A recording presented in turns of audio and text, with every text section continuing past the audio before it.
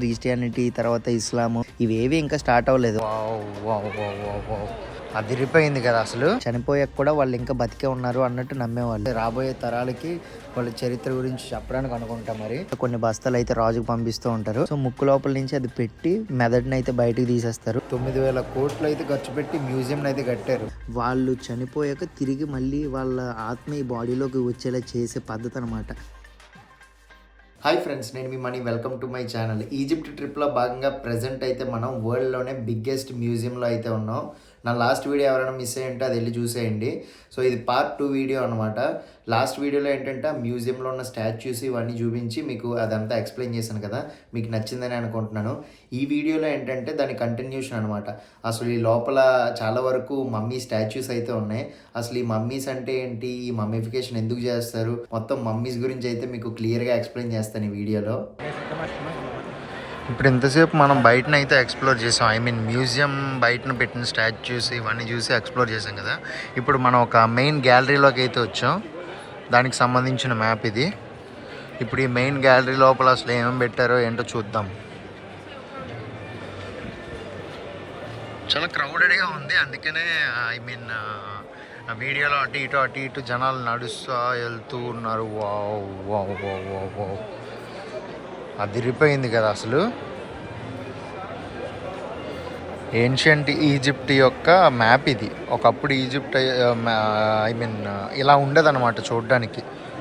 దాని రూపురేఖలు ఇవి సంబంధించిన ఇవి ఆ కింగ్స్కి సంబంధించిన టూల్స్ అన్నమాట.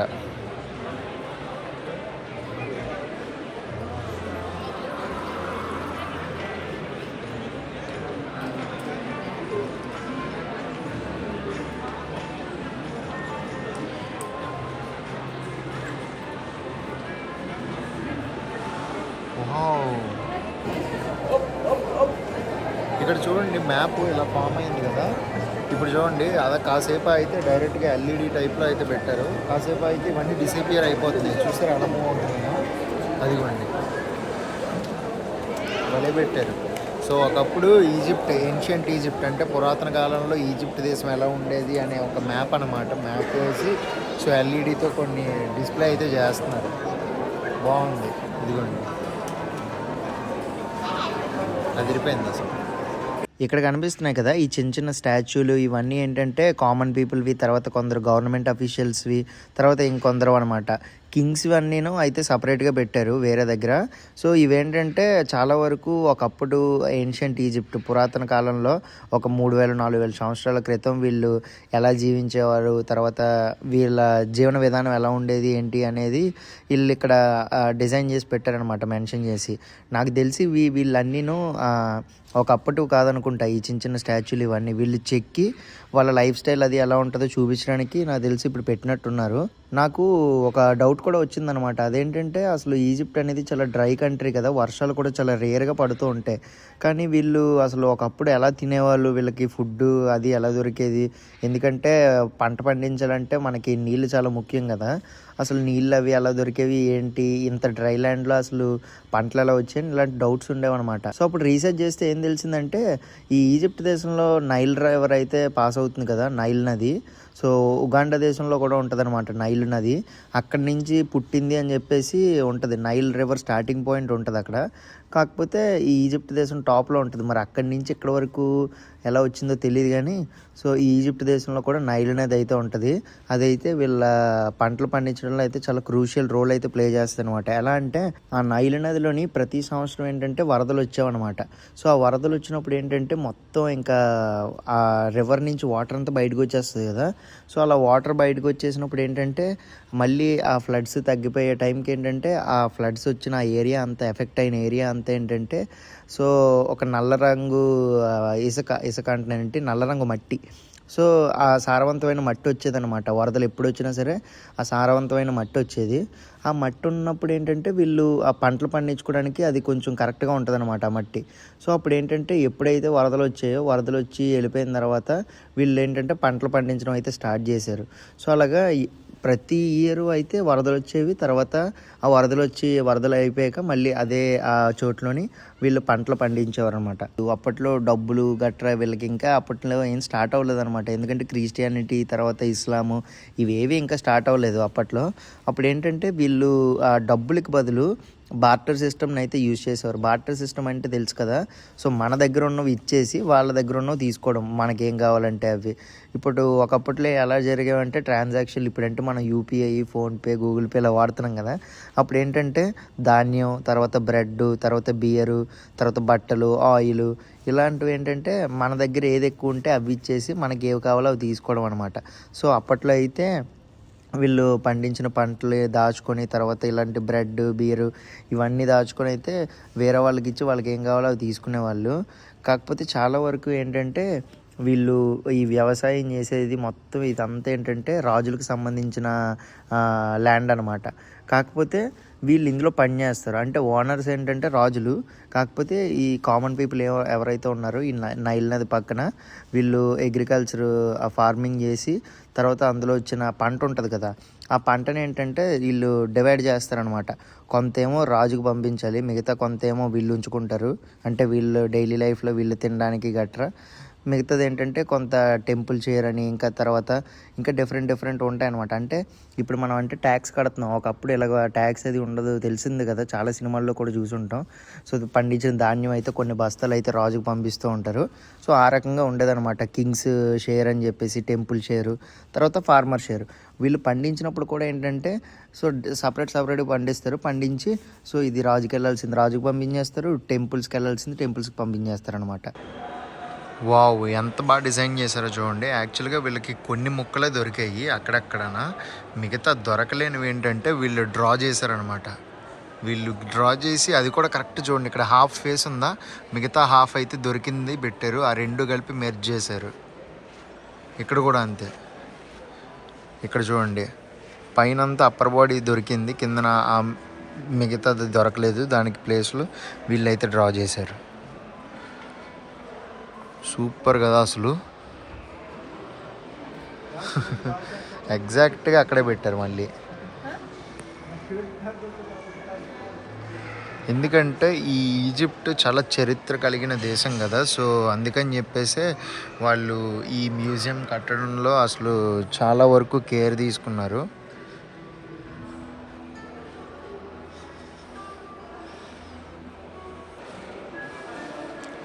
ఇవి వీళ్ళకి దొరికిన ఈ రాయిలు, వీటిల్లో ఉన్న ఇమేజెస్ని వీళ్ళు మళ్ళీ ఎగ్జాక్ట్గా అయితే పైన డ్రా చేశారు. బోట్ ఇప్పుడంటే చాలా వరకు ఈ ప్రజెంట్ జనరేషన్లో ఇప్పుడు ఉన్న ట్రెండ్లో ఏంటంటే ఎవరైనా చనిపోతే ఐస్ బాక్సులు లేదంటే కాఫిన్ బాక్సులు డెకరేట్ చేసి డిఫరెంట్ అన్నీ ఉంటాయి కదా. కాకపోతే ఒకప్పుడు పూర్వకాలంలో ఏంటంటే నాగరికత ఈ ఈజిప్ట్ నుంచి మొదలైంది కాబట్టి ఇక్కడ ఎలా ఉండేవంటే కాఫిన్ బాక్సులు, ఇదిగోండి సమాధి పెట్టలే అనమాట. ఒక మనిషి చనిపోయాక సో ఈ రకంగా అయితే ఉంటుంది, ఈ రకంగా దీంట్లో అయితే పెడతారు. మమ్మిఫికేషన్ చేసిన తర్వాత చూస్తున్నారు ఎలా ఉందో. ఇప్పుడు మీకు ఒక ఇంపార్టెంట్ విషయం అయితే చెప్తాను. ఈజిప్ట్ అనగానే అందరికీ గుర్తొచ్చేది పిరమిడ్స్, తర్వాత మనం చాలా సినిమాల్లో కూడా చూసి ఉంటాం మమ్మీ రిటర్న్ అని చెప్పేసి, ఇంకా చాలా డిఫరెంట్ మూవీస్ ఉంటాయి కదా. సో మమ్మీ అని చెప్పేసి అంటూ ఉంటారు కదా. అసలు ఈ మమ్మీ ఏంటంటే సో చనిపోయాక కూడా వీళ్ళ బాడీని ప్రిజర్వ్ చేస్తారనమాట. సో చనిపోయాక మనం యూజువల్గా బాడీని తీసుకెళ్ళి కప్పెట్టడం కానీ, కొందరు పద్ధతులు ఏంటంటే కాల్చేయడం కానీ, కొందరు ఏంటంటే ఇంకా రకరకాలుగా పద్ధతులు ఉంటాయి కదా. కాకపోతే ఈజిప్ట్ దేశంలో ఏంటంటే మమ్మిఫికేషన్ చేసేవారు అనమాట. ఒకప్పుడు ఈజిప్ట్లో ఏం నమ్మేవారంటే ఎవరైనా చనిపోయినా సరే వాళ్ళ ఆత్మ అయితే వాళ్ళలోనే ఉంటుంది, వెళ్ళిపోదు అని చెప్పేసి నమ్మేవాళ్ళు అనమాట. అంటే చనిపోయాక కూడా వాళ్ళు ఇంకా బతికే ఉన్నారు అన్నట్టు నమ్మేవాళ్ళు. సో అలా ఉండాలి అంటే దానికి మెయిన్గా చేయాల్సింది ఏంటంటే మమ్మిఫికేషన్ చేసి మమ్మీలా చేయడం. సో ఈ మమ్మీ ఏంటంటే ఫస్ట్ వీళ్ళు ఏం చేస్తారంటే ఆ బాడీ మొత్తం ఇప్పుడు చనిపోయాక మనం నార్మల్గా మన పద్ధతుల ప్రకారం ఏంటంటే మనం స్నానం చేయించి తర్వాత వాళ్ళకి కొత్త బట్టలు వేసి తర్వాత పాడి కట్టి తీసుకెళ్ళి ఇలా మన రిచువల్స్ మనకు ఉంటాయి కదా. కాకపోతే ఈ మమ్మిఫికేషన్లో కూడా అలాగ చాలా రిచువల్స్ అయితే ఉంటాయి. ఆ పద్ధతిలో ఏంటంటే ఫస్ట్ వచ్చేది బాడీని కడగడం అనమాట. అది కూడా నైల్ రివర్ ఉంటుంది కదా, ఈ ఈజిప్ట్ దేశంలో నైల్ రివర్ నుంచి వాటర్ తీసుకొచ్చి ఆ వాటర్తో బాడీ మొత్తాన్ని వాష్ చేస్తారనమాట. వాష్ చేసాక ఏంటంటే కొన్ని రకాల నూనెలు ఉంటాయి, పామ్, తర్వాత వైను, తర్వాత ఇంకా కొన్ని రకరకాలు అనమాట. ఇవన్నీ మిక్స్ చేసిన కొన్ని నూనెలు ఉంటాయి. ఆ నూనెతో ఏంటంటే బాడీ అంతా పోస్తారు. ఎందుకంటే స్మెల్ రాకుండా ఉండడానికి, బాడీ అంతా ప్యూర్గా ఉండాలి. తర్వాత స్టెప్ 3 ఏంటంటే బుర్రని మెదడుని బయటికి తీసేస్తారు. అది కూడా ఇప్పుడు నార్మల్గా పోస్ట్ మార్టం చేసినప్పుడు ఎలా కట్ చేసి తీస్తారు అలా తీయరనమాట. వీళ్ళకి సంబంధించిన ఈ మమ్మిఫికేషన్ చేయడానికి కూడా కొన్ని టూల్స్ ఉంటాయి వీళ్ళకి. ఒక దాంట్లో ఏంటంటే ఈ బ్రెయిన్ తీసే టూల్ కూడా ఉంటుంది. సో ముక్కు లోపల నుంచి అది పెట్టి మెదడుని అయితే బయటికి తీసేస్తారు. ఇంకా పేగులు, తర్వాత కిడ్నీలు, ఇంకా ఇలాంటివి బాడీలో ఉన్న చాలా వరకు అవయవాలు అన్నిటిని అయితే బయటికి తీసేస్తారు. ఓన్లీ గుండె మాత్రమే లోపల ఉంచుతారనమాట. ఎందుకంటే సో మైండ్తో వాళ్ళకి పని లేదనమాట. మనిషి చనిపోయాక కూడా మళ్ళీ వాళ్ళ హృదయం ఏంటంటే, ఇప్పుడు హార్ట్లో మనకి ఫీలింగ్స్ అంటూ ఉంటాం కదా, సో హార్ట్ ఏంటంటే ఎమోషనల్గా కనెక్ట్ అవుతుంది కాబట్టి సో హార్ట్ చాలా ముఖ్యము ఈ మమ్మిఫికేషన్ ప్రాసెస్లో. అందుకే హార్ట్ లోపల ఉంచేస్తే మళ్ళీ ఆ బాడీని వెతుక్కుంటూ ఆత్మ వచ్చి ఆ బాడీలోకి లోపలికి వెళ్ళిపోతుంది అన్నట్టయితే వీళ్ళు నమ్ముతారు. అందుకని చెప్పి గుండెని బయటకు తీయరు. స్టెప్ 5లో ఏంటంటే బాడీని ఇప్పుడు డ్రై చేయాలి. ఎందుకంటే ఇప్పుడు బాడీకి తడి తగిలినా లేదంటే బాడీ కొంచెం వెట్గా ఉన్నా సరే కుళ్ళిపోయి వాసన వచ్చేస్తుంది ఉంటుంది. సో ఇది జరగకుండా ఉండాలంటే ఏం చేయాలంటే మొత్తం బాడీ మొత్తాన్ని ఏంటంటే నాట్రాన్ సాల్ట్ అని ఉంటుంది. సో ఆ నాట్రాన్ సాల్ట్ ఏంటంటే ఇక్కడ ఈజిప్ట్ దేశంలోనే ఎడారిలో వచ్చిన ఉప్పు ఉంటుంది కదా, ఎడారిలో తయారైన ఉప్పు, ఆ ఉప్పుని తీసుకొచ్చి బాడీ మొత్తానికి పోస్తారనమాట. లోపల బయట మొత్తం ఒళ్ళంతా పోస్తారు. ఎందుకంటే అప్పుడు బాడీ అనేది కొంచెం డ్రై అవ్వడానికి ఈ సాల్ట్ పూసినప్పుడు హెల్ప్ చేస్తుందంట. సో అప్పుడు ఏంటంటే మొత్తం బాడీలో ఉన్న వాటర్ కంటెంట్ మొత్తం పోతుంది అనమాట. ఎందుకంటే దాదాపు ఈ స్టెప్లో ఏంటంటే 30 రోజులు ఇంకా పక్కన వదిలేస్తారు మొత్తం ఆ సాల్ట్ అనేది పూసేసి. అప్పుడు ఏంటంటే మెల్లిమెల్లిగా లోపల ఉన్న వాటర్ అంతా ఇంకిపోయి ఇంకా డ్రైగా అయిపోద్ది అనమాట. దీని తర్వాత స్టెప్ 6 ఏంటంటే మళ్ళీ క్లీనింగ్ అనమాట. అప్పుడు ఆల్రెడీ వీళ్ళు రాసిన ఉప్పు అంతా ఉంటుంది కదా, ఉప్పు అంతా రిమూవ్ చేసేసి మళ్ళీ బాడీని కడుగుతారనమాట, వాష్ చేస్తారు. ఈ ఉప్పు రాసినప్పుడు 30 రోజులు వదిలేస్తారు కదా, వదిలేసినప్పుడు ఏమవుద్దంటే ఆ చర్మం అంతా దగ్గరికి ముడుచుకుపోయినట్టు కొంచెం స్కిన్ మాత్రమే మిగులుతుంది అనమాట. ఆ రకంగా అయిపోతుంది. ఇప్పుడు మళ్ళీ అది మనకి మనిషిలా కనబడేలా చేయాలి. దానికి వీళ్ళు ఏం చేస్తారు, ఎక్కడెక్కడైతే బాడీ లోపల వీళ్ళ అవయవాలన్నీ తీసి ఖాళీగా ఉంటుంది కదా, సో ఆ చోటంతా ఏంటంటే కొంచెం మట్టి, తర్వాత కొంచెం ఈ జిగురు లాంటి చెట్టు నుంచి వచ్చిన జిగురు లాంటి పదార్థాలు ఉంటాయి కొన్ని, అవి, తర్వాత లినెన్ అని ఉంటుంది అనమాట. ఫ్లాక్స్ సీడ్స్ నుంచి లినెన్ తయారు చేస్తారు. ఇదేంటంటే కైండ్ ఆఫ్ ఎ కాటన్ అనమాట. కాకపోతే కాటన్ కన్నా కొంచెం థిక్గా ఉంటుంది ఈ లినెన్ అని. ఇవన్నీ కలిపేసి ఏంటంటే ఫిల్ చేస్తారు ఆ బాడీ లోపల అంతా. ఫిల్ చేసి కళ్ళు గుడ్లు ఉండవు కదా, ఆ కళ్ళ గుడ్లు ప్లేస్లో ఏంటంటే ఉల్లిపాయ కానీ లేదంటే స్టోన్స్ ఉంటాయి కదా, రాళ్ళు కానీ పెడతారు. ఇలా మొత్తం ఫిల్ చేసేసి క్లోజ్ చేసేస్తారు. ఇంకా ఈ స్టెప్ అయ్యాక నెక్స్ట్ స్టెప్ ఏంటంటే బాడీని చుట్టడం, ర్యాపింగ్ ద బాడీ. ఇదేంటంటే మెయిన్ ఈ ప్రాసెస్ ఇప్పటి వరకు అంతా ఒక ఎత్తు అయితే ఇది ఇంకా ఎక్కువ రోజులు పడుతుంది. తర్వాత ఇది చాలా మెయిన్ అనమాట. ఎందుకంటే ఇప్పటివరకు బాడీ అంతా నార్మల్గా అందులో పాడవకుండా చేశారు. ఇప్పుడు అది బాడీ పాడవకుండా మెయిన్గా ఉండాలంటే బాడీని ఇలాగ ప్లెయిన్గా వదిలేయకూడదు బయట.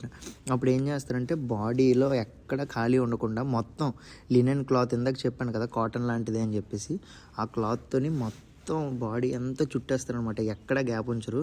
మొత్తం బాడీ అంతా చుట్టేసి ఇంకా రెజిన్ అని చెప్పేసి ఒక కైండ్ ఆఫ్, ఇప్పుడు ఎలా చెప్పాలంటే గమ్ అనమాట. ఇప్పుడు మనం గమ్స్ యూజ్ చేస్తాం కదా, ఫెవికాల్, ఫెవిస్టిక్, ఇలాంటి డిఫరెంట్వి. అలాంటి రెజిన్ అని చెప్పేసి చెట్ల నుంచి వచ్చిన జిగురు లాంటిది ఒకటి ఉంటుంది అనమాట. ఇదేంటంటే పూస్తే అప్పుడు అది ఆ పుయ్యగానే ఏంటంటే నార్మల్గానే ఉంటుంది, కాసేపటికి ఏంటంటే అది గట్టిగా అయిపోద్ది అనమాట. అందుకని చెప్పేసి లోపల చాలా వరకు బాడీ లోపల కూడా ఇది పూసి తర్వాత బాడీ బయటను కూడా పోస్తారనమాట. పూసేసి ఆ క్లాత్ చుట్టడం మొదలు పెడతారు. క్లాత్ చుడుతూ మళ్ళీ మధ్య మధ్యలో ఆయిల్ వేయడం, తర్వాత మధ్య మధ్యలో మళ్ళీ ఈ జిగురు వేయడం, ఇవన్నీ వేసి మళ్ళీ చుడుతూ ఉంటారు. మొత్తం ర్యాప్ చేసేసాక అప్పుడు ఇది చేస్తున్నప్పుడు కూడా ఇంకా మధ్యలో మంత్రాలు ఇవన్నీ చదువుతూ ఉంటారు అనమాట. ఎందుకంటే ఇది జస్ట్ బాడీని ప్రిజర్వ్ చేసే పద్ధతే కాదు, ఇదేంటంటే వాళ్ళు చనిపోయాక తిరిగి మళ్ళీ వాళ్ళ ఆత్మ ఈ బాడీలోకి వచ్చేలా చేసే పద్ధతి అనమాట. సో అందుకని చెప్పేసి ప్రతి స్టెప్లోని వీళ్ళు పూజలు చేస్తూ మంత్రాలు చదువుతూ ఈ ప్రాసెస్ అయితే చేస్తూ ఉంటారు. ఇది అయిపోయాక లాస్ట్, ఇది చాలా ఇంపార్టెంట్ అనమాట, ఓపెనింగ్ మౌత్ సెరమనీ అంటారు. ఏంటంటే ఇప్పుడు వరకు జరిగిన ఈ ప్రాసెస్ అంతా దాదాపు 69 రోజులు జరుగుతుంది. 70వ రోజు ఏంటంటే ఈ ఓపెనింగ్ మౌత్ సెరమనీలోని ఓపెనింగ్ మౌత్ అంటే నోరునేమి ఇలా తెరిచిపెట్టారు. ఇప్పుడు మనం ఎవరైనా చనిపోతే వాళ్ళ డెడ్ బాడీని నోరు తెరిచి అందులో బియ్యం పోస్తూ ఉంటారు కదా, కాకపోతే ఇది ఆ టైప్లో కాదు. వీళ్ళ దగ్గర ఉన్న ఇప్పుడు ఈ మంత్రాలు ఇవి అవి చదివితే ఏంటంటే చెవులు, కళ్ళు, ముక్కు, నోరు ఇట్లన్నిటిని ఆ ప్రీస్ట్ ఎవరైతే ఉన్నారో ఈ మమ్మిఫికేషన్ చేయిస్తున్న ప్రీస్ట్ అతను టచ్ చేస్తారనమాట మంత్రాలు చదువుతూ. అంటే దాని అర్థం ఏంటంటే మళ్ళీ వాళ్ళు ఆత్మ ఈ బాడీలోకి వచ్చాక వాళ్ళు చూడగలరు, వాళ్ళు పీల్చగలరు, వాళ్ళు ఏమైనా తినగలరు. అంటే మనం ఎలా జీవిస్తామో చనిపోయాక కూడా అలానే జీవించాలి అని చెప్పేసి రిప్రజెంట్ చేస్తున్నట్టు అనమాట. సో ఈ సెరమనీలో ఇదంతా చేస్తూ ఉంటారు. ఇదంతా అయిపోయాక ఇంకా మమ్మిఫికేషన్ అయితే అయిపోయినట్టు పూర్తిగా. ఇప్పుడు నెక్స్ట్ ఏంటంటే ఇప్పుడు ఈ చుట్టేసిన ఈ బాడీ అయితే ఉంది కదా, దీన్ని ఏంటంటే ఒక మనిషి ఆకారంలోనే చేసిన కాఫిన్ ఉంటుంది కదా, ఆ పెట్టెలో పెడతారు. ఆకారం కూడా మనిషిలానే ఉంటుంది. ఆ పెట్టెలో పెట్టేసి ఆ తర్వాత రాయితో సేమ్ ఆ టోంబ్ ఎలా అంటే ఆ బాడీ షేప్లో ఎలా అయితే ఉంటుందో సేమ్ అలాంటిది సమాధి తయారు చేస్తారు. సో అప్పుడు 3వ దాంట్లో పెడతారనమాట. మమ్మిఫికేషన్ చేశాక ఇలాగ 3 స్టేజెస్లో అయితే ఆ బాడీని ప్రిజర్వ్ చేస్తారు. ఇప్పుడు ఇక్కడ మనం చూస్తున్న ఈ చాలా వరకు ఈ బాడీస్ అన్నీ ఏంటంటే 3500 నుంచి 4000 సంవత్సరాల క్రితం అనమాట. వీళ్ళు ప్రతి దాన్ని అయితే మమ్మిఫికేషన్ అనేది చేశారనమాట. ఎందుకంటే రాబోయే తరాలకి వాళ్ళ చరిత్ర గురించి చెప్పడానికి అనుకుంటా. మరి ఈవెన్ మొసలి ఉంటుంది కదా, మొసలి చచ్చిపోయాక ఆ మొసలిని కూడా మమ్మిఫికేషన్ అయితే చేశారు. సో ఇప్పుడైతే చూపిస్తూ చూడండి మీకు అది.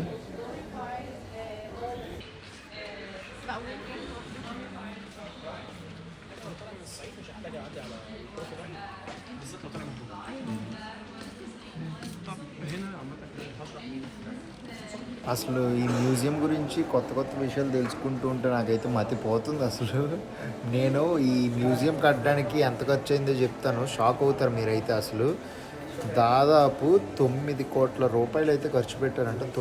దాదాపు 9,000 కోట్లు అయితే ఖర్చు పెట్టి మ్యూజియంని అయితే కట్టారు.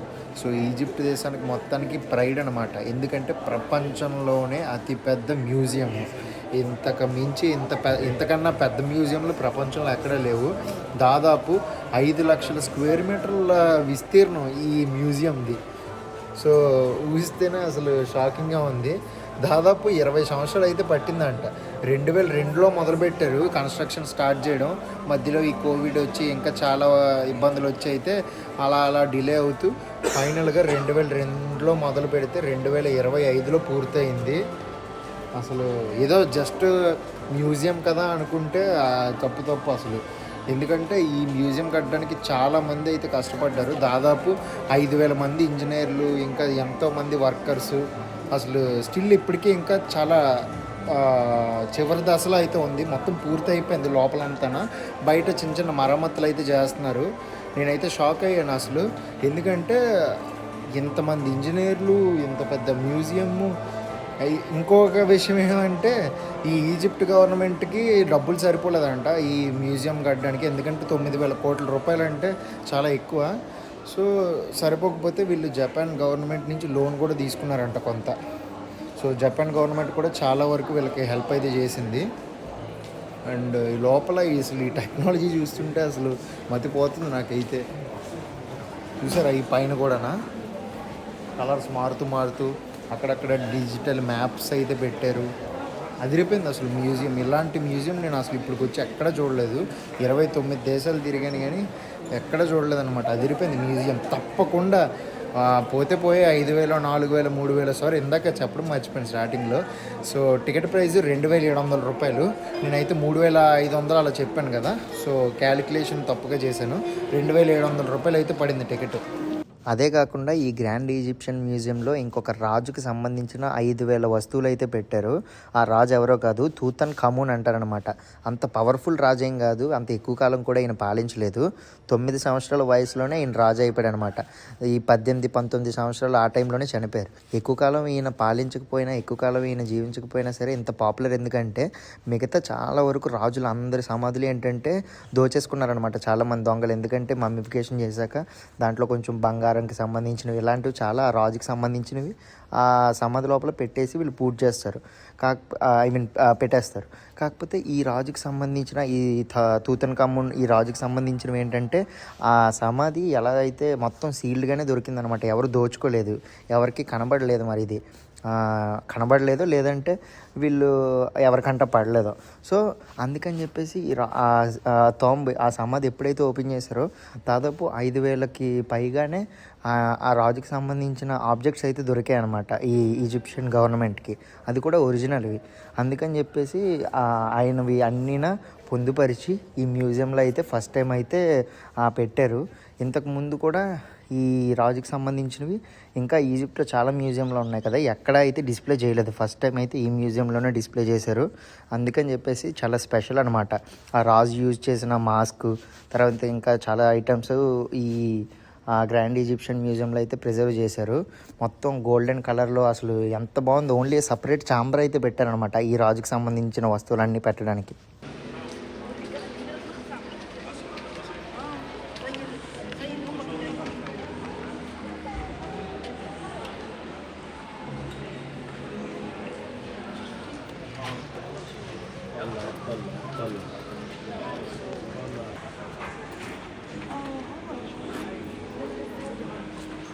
ده التابوت الكبير كان جواه ده، كان جواه ده.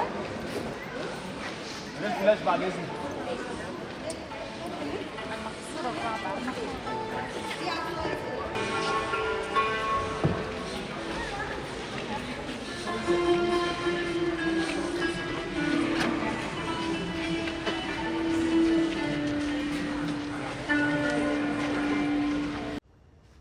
నాకైతే మ్యూజియం చాలా నచ్చింది. మరి మీకు ఎలా అనిపించిందో మీరే కామెంట్ చేయండి.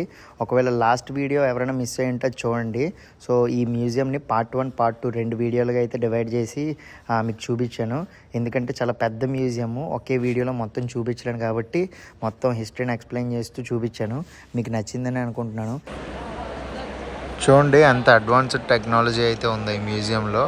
నార్మల్గా ఇక్కడ ఒక స్టాచ్యూ ఉంది కదా, ఇక్కడైతే అందరూ ఫోటోలు తీసుకుంటున్నారు స్టాచ్యూ ఎదురుగా. సో ఇప్పుడు నాలో సింగిల్గా వచ్చిన వాళ్ళు, లేదంటే గ్రూప్ ఫోటో తీసుకోవాలనుకున్న వాళ్ళు ఎవరొకరికి ఫోన్ ఇచ్చి ఫోటో తీయమంటారు కదా. సో ఆ అవసరం కూడా లేకుండా ఏంటంటే కరెక్ట్గా ఆ స్టాచ్యూకి ఎదురుగానే ఇక్కడ ఒక చిన్న మిషన్లా ఉంది. ఇందులో ఏంటంటే డైరెక్ట్గా లుక్ హియర్ కెమెరా అయితే ఇక్కడ ఉంది. సో 3 ఫోటోలు అయితే తీస్తుంది. దాని మీద జస్ట్ ప్రెస్ చేయగానే 3 ఫోటోలు తీస్తే ఆ 3 ఫోటోల్లో మనకి ఏది నచ్చితే అది చూస్ చేసుకోవచ్చు. అది ఇక్కడ మనకి మెయిల్ ఐడి అనేది ఉంటుంది.